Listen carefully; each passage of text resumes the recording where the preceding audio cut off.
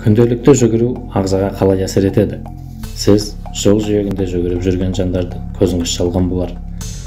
Оларды көріп, сонша жүгірудің не үшін қажеті бар деп ойладыңыз ба? Олай болса, сізге жүгірудің 10 кереметін ұсынамыз.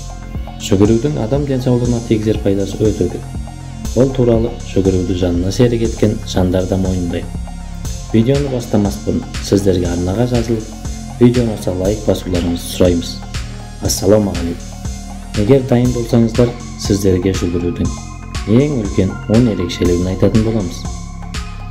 Бірінші, ол әрине қолжетімділік.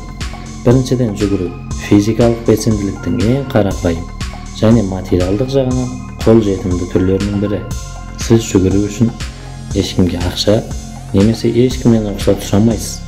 Би, жүзу, ауыр атлетика секілді спорт түрлерінің белгілі бір тәртіптері бар. Ал қалаған уақытыңызда жүгіруге сізге ешкім кедергі келтіре алмайды. Тіпті дәл қазір жүгірсеңіз де өзіңіздің еркіңізде. Екінші, жүрек соғысын жақсартады. Денсаулық үшін жүгіру және спорт үшін жүгіру екеуі екі үлкен айырмашылық. Күніне 10 минут жүгірудің өзі сізді жүрек қан тамыр ауруларынан аман сақтап қалады. Жеңіл жүгіру импульсі минутына 110-120 соққыдан аспайды. Тіпті миокард инфарктісінен кейін қалыпқа келтіруде белсенді қолданылады. Үшінші, көңіл күйдің көтерілуі.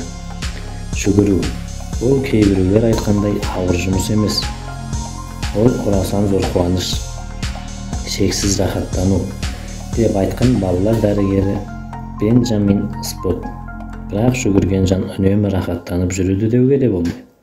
Себебі бастапқы кезде жаныңыз қиналып, ағзаңыз бұл ауырлықты қабылдай алмай қарсыласуы мүмкін. Алайда өз денсаулығына бей-жай қарамайтын адам бұл кедергілерге сынбайды. Ал жүгіруден ләззат алу үшін жүрек соғысымен үндесетін әсем әуен тыңдаған жөн. Сонда бойыңызда эндорфин гормоны бөлініп, бойыңызды керемет күй билейді. Бұл бірнеше секунд ғана созылса да, дәл сол ләззатты сезіну үшін тағы да жүгіруге асығатыныңыз анық. Төртінші, жұмыс тәртібі күрделі адамдарға да келе береді. Яғни, жұмыстан қолдары босамай, жаттығу залына баратын, уақыт таппай жүрген жандарға да ыңғайлы. Өйткені 10 минут жүгірудің өзі сіздің денсаулығыңызға көп әсерін тигізеді. Жасы ұлғайған жандар және үнемі бір орында отырып жұмыс істейтіндер жүгірумен белсенді түрде шұғылданғаны дұрыс. Осылай сүйектердің қатаюын, төзімділіктің арттыруға, семіру қаупін азайтуға болады. Қозғалыс миға оттегінің тасымалдауын жақсартып, көз жанарын қалыпқа келтіреді екен. Бесінші, өмірге деген жаңа көзқарас. Күн көрістің қамынан шаршаған жандардың да таңдауы жиі осы спорт түріне түседі. Қарбалас тіршілікпен жүргенде өз-өзіңе уақыт бөле алмайсың. Ал жүгіру кезінде белгілі бір мәселелерге сырт көзбен қарап, одан шығудың оңай жолын табуға мүмкіндік болады. Әсіресе таңғы уақытта жүгіру жан тыныштығын сыйлайды. Адам миы таңертең ерекше күйге еніп, ойлау қабілетін арттырады дейді мамандар. Дәл осы кезде жүгіріп, өмір жайлы ойлануға, болашақты жоспарлауға таптырмас кезең болып саналады. Алтыншы, ұзақ өмір кепілі. Грек ойшылдарының бірі, егер денің сау, ақылда, әдемі болғың келсе, жүгір деген екен. Жүгіру арқылы Алла берген түрі келбетті барынша ұзақ уақыт сымбатты түрде сақтап қалуға болады. Сондай-ақ ұйқысыздықтан арылтып, қартаю процесін тежейді. Демек, ұзақ өмір сүру үшін де жүгіру керек. Жетінші, ол әрине тартымды келбет.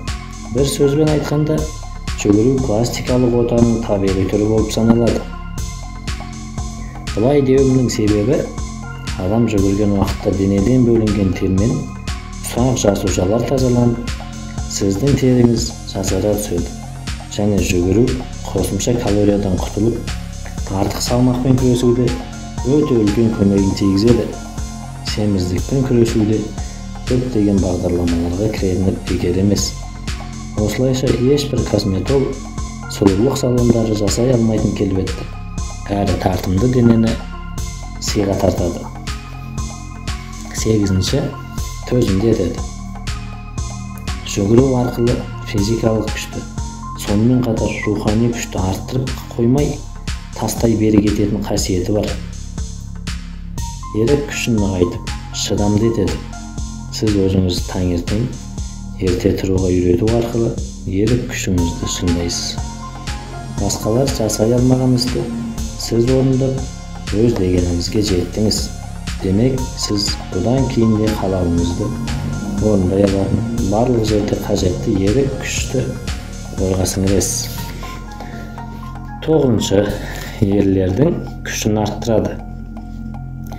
Зерттеулер көрсөткендей, жиі жүгірумен айналысатын ерлердің 70%-ында жыныстық жүйесінің жұмысы жақсарған. Басқаша айтқанда, жүгіру ерлердің әлеуетін арттырады. 10-нчы, жеңілдену. Жүгіргеннен кейін 30 минут ішінде сіз өзіңізді ұйқыдан жаңа тұрғандай сергектік билеп, өзіңізді әлде қайда жеңіл сезінесіз. Бүгінгі менде бар осы, көңіл бөліп тыңдағандарыңызға рахмет. Бұл видео көңіл көтеру үшін емес. Сол себепті бүгіннен бастап жүгіруді бастаңыздар. Сіздермен болған мен, Ернат. Келесі кездескенше сау саламатта болыңыздар.